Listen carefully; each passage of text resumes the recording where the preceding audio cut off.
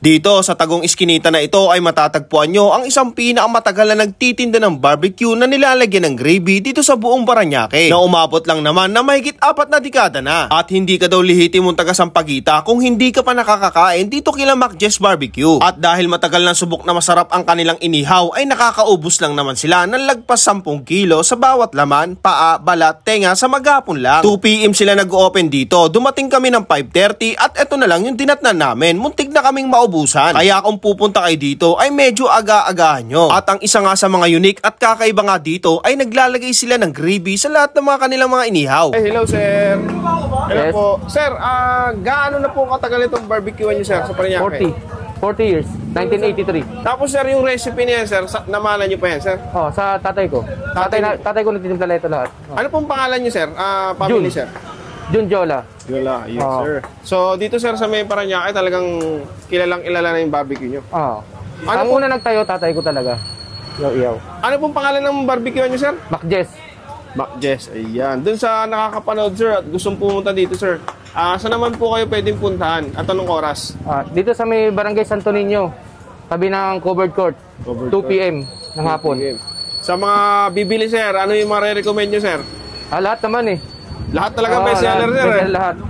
Oo nga sir, kasi alas 2 kayo nagbubukas sir, sabi nyo. Pero anong oras pa lang sir, ubus na eh. Oo. Grabe. Nakailang kilo kayo sir ng mga barbecue, ganyan? Ang barbecue, 10 kilo, araw-araw yun. Araw-araw. Barbecue lang yun ha. Barbecue lang yun sir? Oo, sa tenga, 10 rin. 10 halos bawat ibang putahe. Oo, ibang putahe. Grabe. Dito ka ng manok, 10 rin. So dapat kung pupunta kayo dito, medyo aga-aga. Gaga nyo, mga 2. 2 talaga. Talaga. Pag Ayan. lumagpas na kayo, wala na kayo abutan. Dito tayo sa may Parañaque, dito sa may Santo Niño. Specific dito sa may Mac Jess. Ito yung pinaka-legendary na barbecuean dito sa Parañaque. 40 years na sila guys ha. Sa pagdating sa quality at sa lasa, syempre wala na tayong pwedeng pagtalunan dyan. Talagang subok na yan. Itatry lang natin. Experience natin kasi first time natin dito. Pero bago tayo magtikiman guys, maraming salamat nga pala sa Grain Smart. Ayan guys. Sa mga hindi pa nakakatikim ng Grain Smart, ang daming ano na ito guys. Ang daming gulay. Ayan, tikman nyo na guys.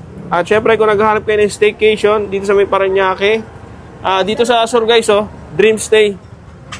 Napakamura at napaka-affordable ng mga room nila. Ang dami nilang room guys. 2BR, 1BR, ayan. Especially ngayon guys, darating na February 14, naghahanap kayo ng date na kakaiba. Budget friendly lang guys. Dream Stay. So, tara, bakbakan na natin to. Unahin muna natin itong barbecue nila. Kung pupunta kayo dito guys, 2 PM open nila, agahan nyo kasi.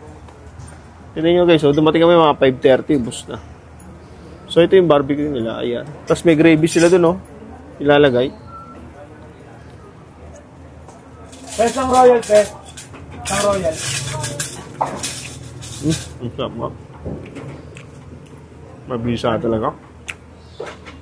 Kakaiba na, barbecue tapos gravy. Pero grabe guys. Sarap. Bisa ng barbecue ito guys.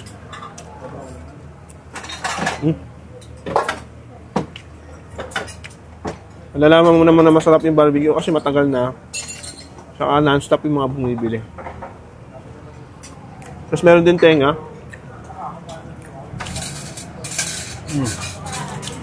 Halos lahat naman yun, halos lahat naman yun is bestseller. 10 kilo guys, nauubos sila sa maghapon lang.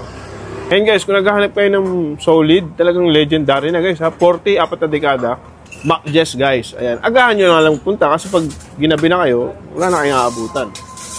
So, syempre, puputripin ko na to. Thank you.